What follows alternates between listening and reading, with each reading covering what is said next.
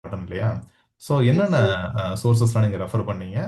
நமக்கு paper one, okay sir. Paper டூல வந்துட்டு சப்ஜெக்ட் வைஸ் சொன்னாலும் ஓகே. இல்ல ஓவராலா நம்ம அந்த ரெஃபரன்சஸ் மட்டும் கொஞ்சம் சொன்னீங்கன்னா நல்லா இருக்கும்.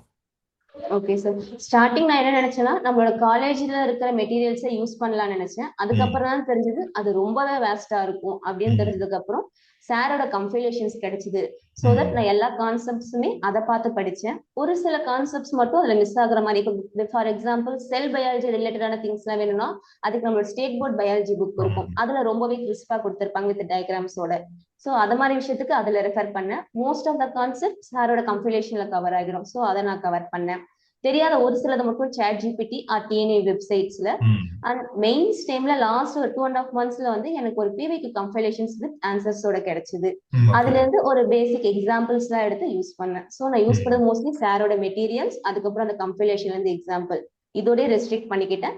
அந்த டைம் கரெக்ஷன்ஸ் அப்போ ஒரு சில கரண்ட் அஃபேர்ஸ் சார் சொல்லுவார், அதை மட்டும் வேல்யூ எடிஷன் பண்ணிக்கிட்டேன். மோஸ்ட்லி இவ்வளவுதான் சார் நான் சோர்ஸை யூஸ் பண்ணது.